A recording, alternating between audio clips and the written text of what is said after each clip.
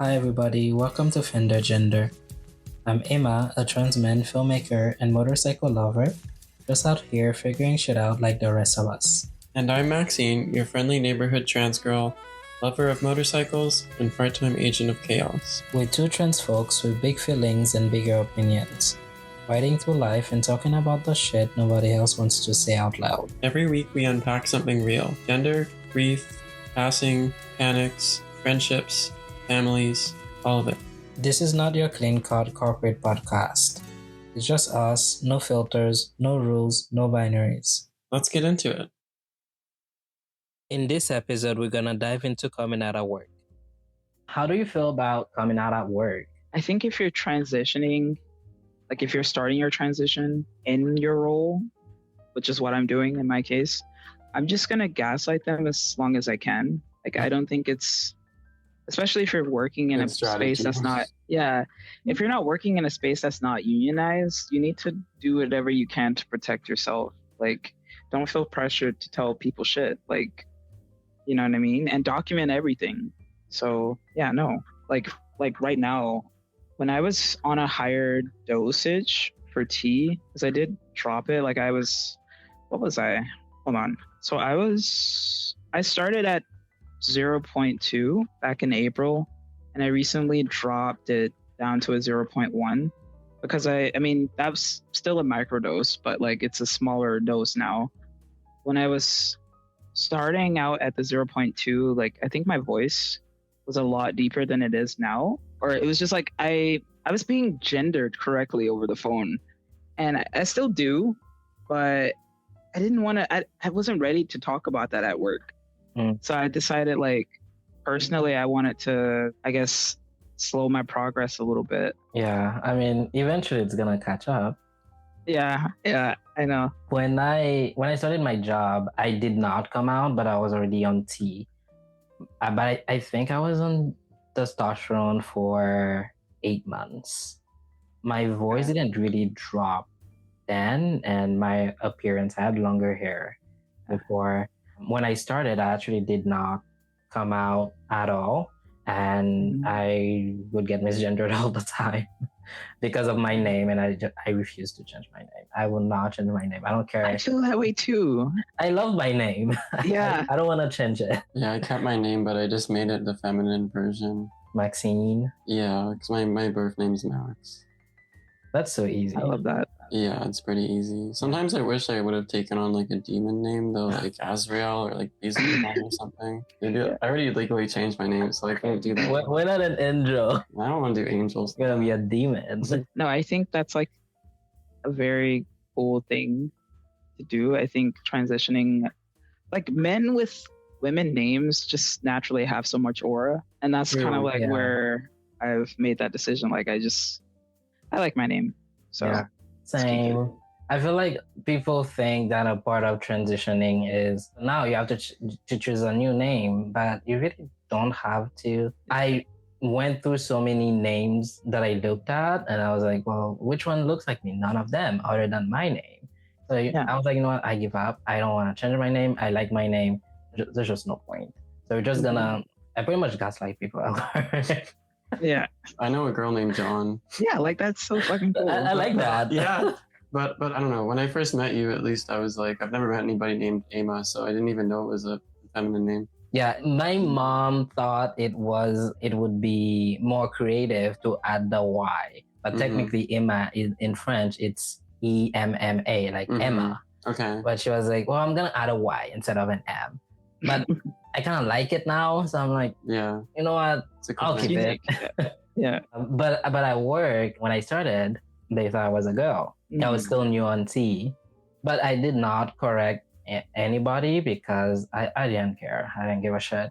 Plus, it was still new, and I was in training, so I didn't feel comfortable telling people you're misgendering me. My pronouns are this. No, I didn't feel like that, and I was like, well, I really need this job. So I'm gonna stick it out. After training, I think my manager, he still kept addressing me as she, but also he was Haitian.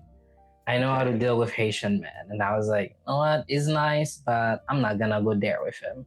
Yeah.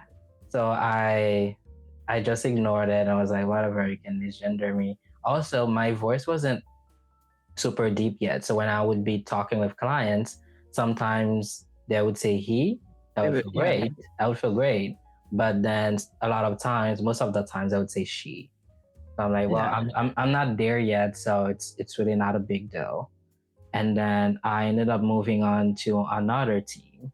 So when I moved to that team, I did not come out. What I did is that I went in my work system and I put my pronouns as he, him. So if it's there, everyone can see it. Now, if you misgender me, we got a problem. Yeah. Good thing is that where I work, people are they're very inclusive. So they started addressing me as he, him. But then because Eyma is considered, I guess, feminine because there's an A at the end of it, I would still get misgendered sometimes. But then I ended up moving to another. I went through so many teammates, but it's not my fault. They're just moving me around for whatever reason.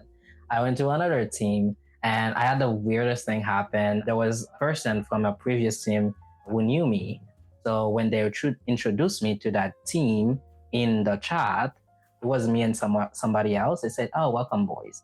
That chick at work, she messaged. She was like, "Boys, Eyma is a girl." Literally, in the group chat for everyone to see.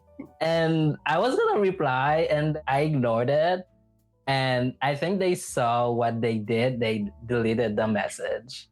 But then a lot of people already saw it, and I just ignored it, and I didn't bring it up at all. But then also I wasn't that my time on this team was like short lived, and I moved to another team because I got a promotion. I was like, yay! And everyone addressed me as he, him, my preferred gender. And at that time as well, my voice already really dropped. So at this point, if you're calling me she, there's a problem. You're lying to yourself. I mean, even some people still do it, and I correct them now. If someone at work, if I'm talking to someone at work and they do it, I'm like, oh, it's he.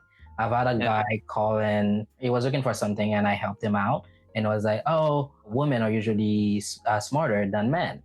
And I said, well, that's too bad because I'm not a woman. Yeah. And he was like, oh, okay, sorry. And it was a colleague too. It was an employee for the same place I work for. But then I never came out to my manager at all. And this year I finally got on the bottom surgery list and met with someone to get a hysterectomy. And after that, they're like, well, we'll call you to give you a date. So I thought the date would be it would be quick. So I was like, shit, I have to tell my manager. So I didn't even say that I was trans. I was like, I gotta meet with you because I need to tell them in advance if I need to take time off so she would have to send the paperwork. So she needs to know why I need that time off. And I was pretty much like, yeah, so I'm getting gender affirming care and I'm getting a hysterectomy and I need this and this and that done. She was like, okay. She didn't care. Yeah. So I didn't essentially have to come out to people like, I'm a trans man, but it's like they address me as my preferred pronouns. Yeah, exactly. Yeah. I don't feel like I need to tell people my business. It's like I'm just there. And seriously, I just clock in and clock out. I don't give a shit. Yeah. I do not care. I just come to work, I do my job, and I clock out. I'm not gonna hang out with my coworkers, I'm not gonna grab a beer or anything. And a lot of them are not even in Vancouver. A lot of them are in Montreal, Winnipeg, because I work remote. We're not even in the same city. So it's like I see them in the team meeting, I clock in, goodbye. Yeah. Okay. No, that's awesome because after this, I definitely want to ask you where you work because I'm curious now. Because I have similar situation. I work fully remote too. Majority of my colleagues are in, Mississauga, Quebec. Yeah, they're very accepting and really big on the whole LGBTQ thing, inclusivity. Yeah. They even cover tons of stuff for gender affirming care. Yeah. More people are turning trans. There's a trans man. Yeah, we've been joking about the so-called trans takeover, and I said by 2030 everyone's gonna be trans. Wouldn't that be great? Less cis people walking the streets. Well, I guess you won't really be able to know by looking at them. Only if they're Maybe if they're passing, you'll think, oh my gosh, there's a cis person, but they're actually. Yeah, let's turn them trans. Then that would make them double trans. Does that cancel out? I was joking with Eyma that sometimes on the street people think that I'm a trans man, and I was joking with him that I'm transitioning from male to FTM. I love that. But I just dress a little bit like Just a tomboyish, tomboy. yeah, and a little more masculine. And I work as a bicycle mechanic most recently. Yeah. And that's like a really strange field of work because I'm at this bike shop and there's customers coming in, and the customers are all a bit different. Some of them just pick a gender real quick and they'll just roll with it, and some of them kind of stare at me a bit and seem a little bit uncomfortable. But I do a similar thing where I just gaslight people by avoiding the question until they explicitly ask me. Yeah. And I used to work with like kids and disabled people, and those would be the people who would ask me just straight up. They would say, "Are you a boy or a girl?" And Yeah, it's usually the kids. yeah. And then I would just tell them the truth. But at the bike shop, my manager asked me what pronouns I use after like 3 weeks of working there. Yeah, I've had like a grown woman. I think she was maybe like in her 20s, and she looked at me and was like, "Are you a boy or a girl?" I'm like, "Are you a fucking toddler? Like, what the fuck are you asking?" I'm an adult. I'm not a boy or a girl. I'm a boy or a girl. I'm a man. Yeah, to be asking that question at that big age is kind of Yeah, it's like I think it's childish. I mean, like It kids, is. it's okay because they're just fucking curious, but you're an adult. Are you a boy or a girl? Emma, I wanted to ask you, like when you're working in, I guess, because you work in corporate, so Yeah. that's really good to know. How has your experience been working with, I want to say, because I feel like in corporate, it's just more common to have like white leadership. How has it been for you to work with white women versus white men? I only have one white team lead. Actually, I've had two. Okay. I find they're chill, but I don't know if they're chill because I'm a guy. I don't know if my experience would have been different if I was a woman. As for like my TM right now, she's a woman. She's great. I really love her. Like she would break her back to make things happen for you. Like she's the type of person. But there was like this lady. I couldn't stand her, but she was my TM, my team leader for a bit. Yeah, for some reason, like she just rubbed me the wrong way a little bit. When I would try to explain things, she would just cut me off to just like chime in. I think the most annoying part was every year at my job, we do like the last assessment. And with that assessment, they let you know if you would get a raise and how much your bonus will be.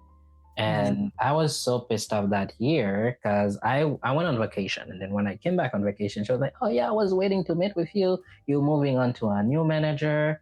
But I have good news." And I was like, "Okay, what's the fucking good news?" And we meet and she's like, "Yeah, like you're getting a raise next year. And this is how much you're getting for your bonus." Oh God. When she told me the raise, like I almost burst out laughing. She was like, "Based on your performance, like you got a $500 raise." In this economy, like what the fuck is that gonna do for me? Yeah. Is that even less than inflation?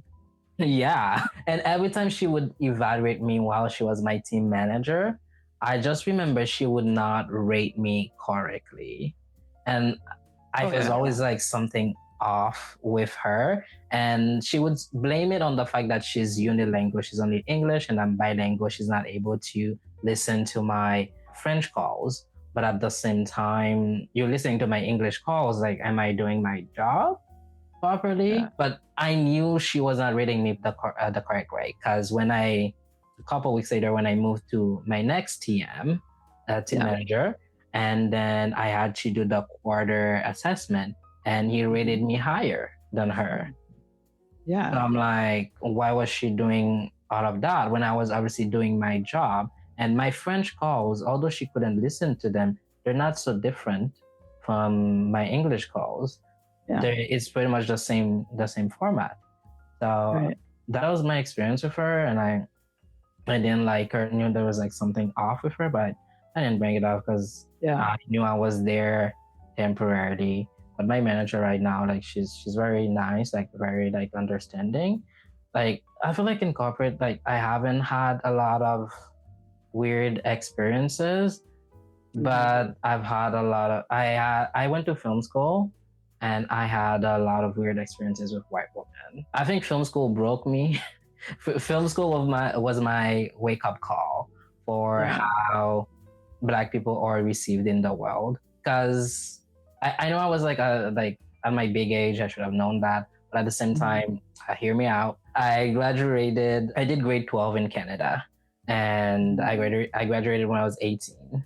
So I only did grade 12. I came in Canada, I was 17, so I didn't really have like a lot of like experience and interaction with people here, especially like in the workplace. And the place I was working at, it was very diverse. It was like 80% black people. And my managers at that time, they were black or they were Lebanese. So I didn't experience all these things. But then I couldn't go to university right away. So I had to wait 4 years in order to get my PR. And then I went to film school. And film school was my wake up call because a lot of times when I would express myself a certain way, people would act as if I'm that angry black person because I am talking a certain way. And I'm not even like being aggressive at all. And some people would go as far as saying, "Oh, to deal with this one, you need to be strong," or just because I'm speaking my mind, or I'm saying how I feel. And I would usually find that when I am trying to speak my mind, I'm trying to make a point, I would always be standing on my own, and no one will have my back. And I've realized that white women, they have each other's back no matter what. They will always stand with each other. No offense, Maxine. No. You're my bestie, but you gotta hear this. I'm listening. Talking. So that was like my experience in film school, and I was only the other. There were only 2 black people, and I was the other black person in the class, and I was the only black person in the class who was gender diverse and like queer. I feel like there's more policies that you have to navigate with work. You can't, especially corporate. Like I'm sure people have their thoughts, but you just have to, smile and wave, I guess. Yeah, I'm sorry that happened. And I'm sure like your experience is like not the only, experience that has occurred. Yeah, I'm pretty sure like that school was weird. I mean, most PWIs. Yeah, they don't even have a class like to show students how to light on darker skin tone. And I had to bring it up with my teacher, and I was like, "Well, is there a class for that?" He's like, "No," and I'm like, "Well, how are we teaching people to light on darker skin tones? Like, how are they gonna learn if there are no classes for that?" And he was essentially like, "Yeah, it's not my fault. I'm just doing my job. Take it off with the school." And also, I don't think we had any black teachers. No, we didn't have any black teachers. They're all white men. There are a few white women, but I think we had maybe 1 or 2, but they're all white men. At one point, I was really into photography. I still am. Like it's a hobby for me. I dabble in it, but there is a point where I was like really obsessed with learning techniques and like learning about the history and just like learning about like the history of film and how they only started making film to complement black skin or brown skin, but it wasn't for people. It was like for furniture or like, yeah, they started making film for like brown furniture, like wood and stuff like that. So I think, yeah. That's interesting. I didn't know that. Do you feel like coming out at work is different than coming out socially? Coming out at work is different just because like you have to deal with the repercussions if people don't accept you, like don't accept your lifestyle. Because now you're navigating, you're trying to be able to sustain yourself you're navigating that. Like, whereas socially, like in general, I feel like it's easy because like if someone doesn't accept you, you can just walk away. Like you can just build more connections. Whereas at work, okay, like if someone doesn't fuck with you, they don't accept you, they're gonna misgender you. You still have to like learn how to exist with them around you. Yeah. So Or find a new job. Yeah. or find a new job. It's Yeah. awkward when there's people you can't walk away from. And sometimes it's not even malicious. Like I used to work at this bike shop and most of my coworkers were pretty young and they kind of got the whole pronouns being right. Like they'd fuck up occasionally, but they were using the right ones most of the time. Or sometimes they, them, which is not really the right one, but I'll accept it. I'm like, whatever. But there's this older guy who is like this mechanic who was really cheerful and he was really fun to work with and he was respectful to everyone, but he never got the pronouns being right. And so I was just a little bit annoyed each time I had to work with him. And I don't know, he was just old and I guess it flew over his head, or maybe he just couldn't make the connection in his brain. But at least he wasn't malicious. Like if there's someone who's like actively harassing you or making your life a lot harder, then that's a really tough situation. Yeah, that's Yeah. I'm so glad I haven't experienced that because I don't know how I will react. It's either I'm like, with like- supreme violence. I know, like I feel like I would want to resort to murder. I need to work on my mugshot. I find the way to make people stop is to make them feel uncomfortable. Show them that you're crazier than them. Yeah. oh, that's true. Like if you're harassing me, I just start laughing hysterically. They're like, "Oh shit, you're batshit crazy." But that's the thing, like within corporate, there's like a deniability because they're not going to be outright. Like they're always gonna like it's always going to be like a form, like a passive approach, so that later on they can gaslight you. It's deniable. So yeah. Like I mean, of course, like I'm dealing with it now. I have a team lead that I don't really mesh with well, but like she's not outright mistreating me. It's just like little things, like little cuts, you know. And I feel like that's more common in corporate. Like they'll probably answer your coworker's question right away, but then like you're left waiting for an answer for like 10 minutes and you're on the call with the customers, so you gotta like figure out how you're gonna, you know, resolve the issue on your own. I feel like that used to happen to me at some point, and I used to take it personally, but then I would stop asking. Yeah, that's where I'm at too. Yeah, in the group chat, and then I would just figure it out on my own. I'm like, well, fuck y'all. Yeah, and then they'll like come back and say, well, you're on hold for this amount of time and this is the average for the team. But it's like, okay, that's because you guys aren't trying to fucking help me, so I'm gonna figure this shit out on my own. I mean, like, is it possible for you to move to another team, or do you think moving to another team manager would be the same? I've actually experienced being on 2 other teams, and I know the manager I have, she's a very hands-on manager. That's the best way I can describe it. Like you know, like millennial managers, like they know all the tricks. They're very like micromanaging. Yeah. Demons. And the other 2 managers I've had, like they've been like Gen X, like they're a little bit older in their 40s. They have, you know, adult children, 40s, 50s. You know what I mean? Like they're less on your ass. Like they're not watching you as much. Working from home, there's just like, there's like a level of surveillance that you don't really get working inside of an office. You know what I mean? But I don't miss working in an office because I just find like office space, that culture, it was not made for us, you know? Yeah. You know, I can relate. At the same time, though, I feel like my experience is a little bit different than yours.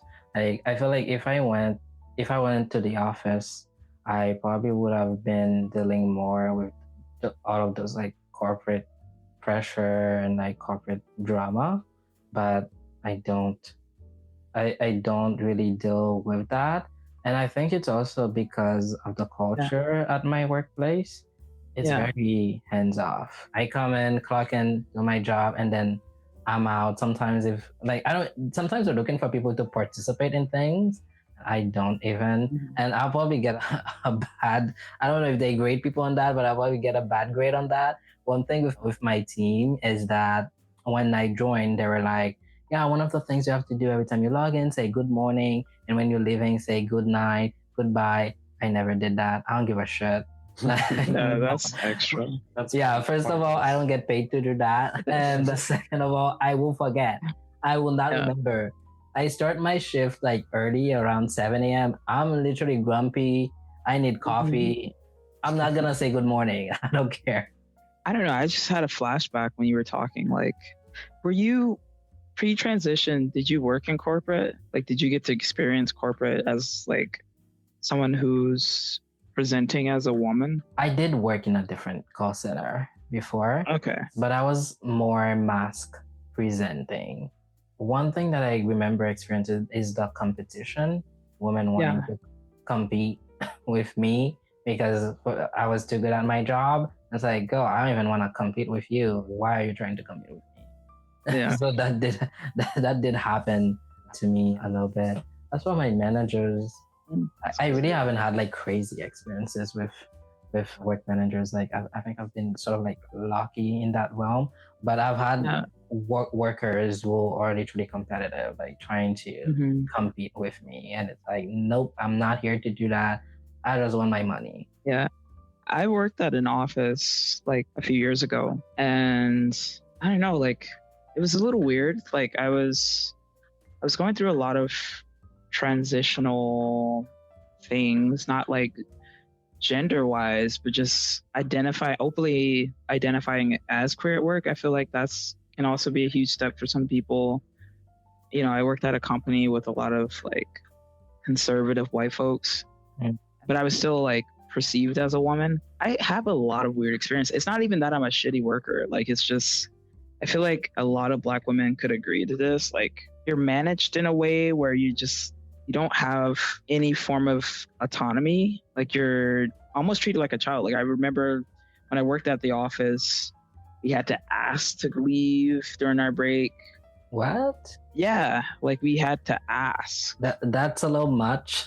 Yeah. That is a little much. Yeah, like I was thinking like I was a very quiet person, and I feel like when we're talking about like, I think you asked about like identifying as autistic and Black, when we're thinking about these intersectional identities in the workspace, like people don't, I won't say people in general, but like some people don't like Black people who stay to themselves. You know what I mean? Like they almost kind of want you to like, you have to be very like bubbly. Yeah, performative. As a woman. Yeah, you have to be performative as a woman, but then adding being a Black woman to the mix, you have to like be extra nice to not be perceived as like an angry person. And adding neurodivergence on top of that, it can be really isolating. Yeah. I remember I had like stupid fucking assignments that I would be given. Like they wanted me to talk to everyone in the office and like learn one fact about each person, on top of me having to complete my monthly, you know, like you had to sell things and you know, like what in the world? Like, was this a cult? It was like a cult. Well, you like, don't get paid for that. Like you don't get paid for that. This is bullshit. Yeah, that's like the experience I felt as someone who at the time identified as a Black woman. Yeah. You know? And they couldn't even really, they didn't really know how to deal with me being queer either. Like I definitely felt like I was being treated differently by the older colleagues, but like even the younger guys, like the folks that were my age, like there was a few guys in the office that were into me, I think. You know, we tried to hang out outside of the office, you know, and there was just like one guy that I had like gave him my number, and he was sending me like really weird cryptic texts.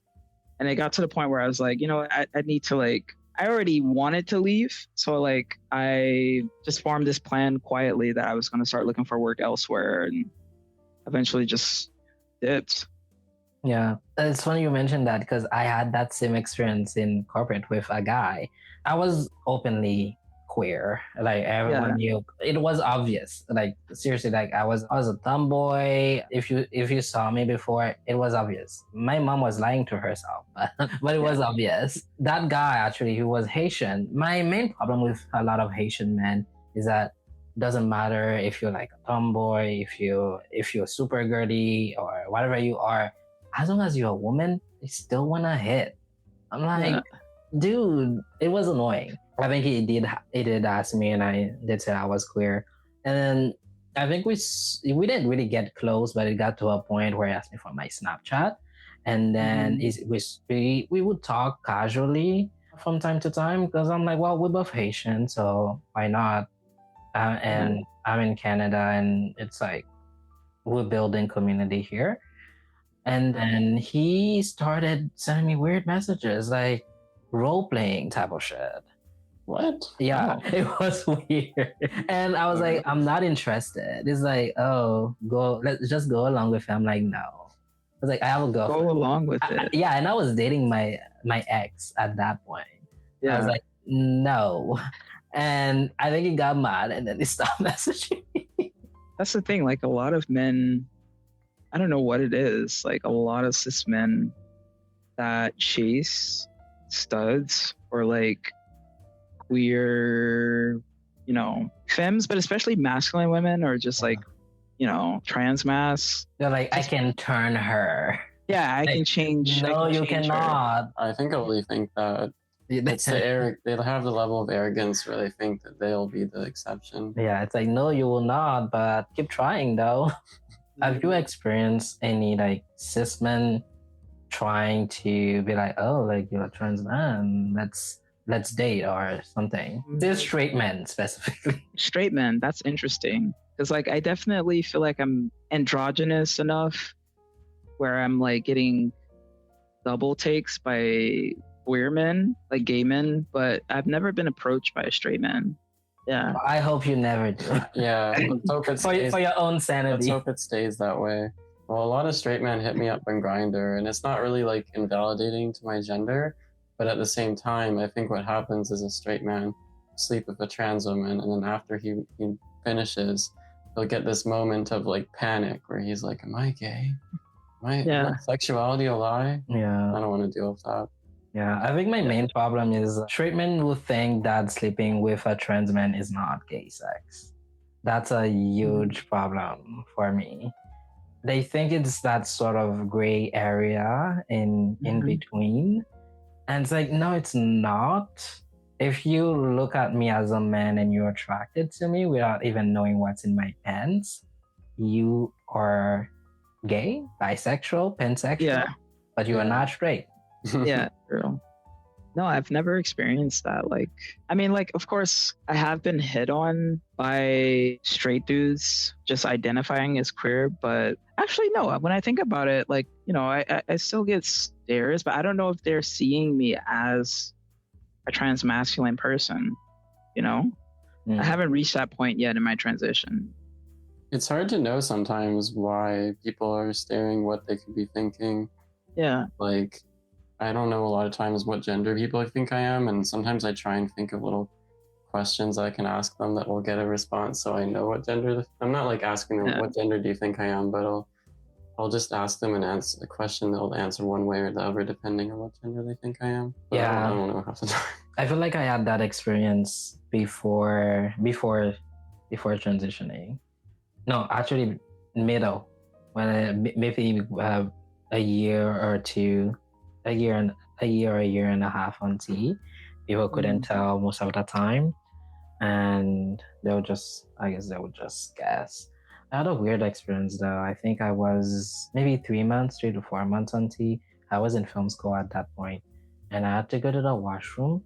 I was friends with this guy, and he was going to the washroom at the same time as me, and I just followed him because I go to the boys now. Because after I had top surgery, I felt more comfortable going to the boys than the girls. I wouldn't really misconstrue that as a man trying to go to the women's bathroom. And I was following behind him, and then he said I was following behind him, and he was like, oh, what are you doing? I was like, well, I'm going to pee. He was like, oh, like this is a men's? Like, yes, like I'm going to pee. And I was like, oh, okay.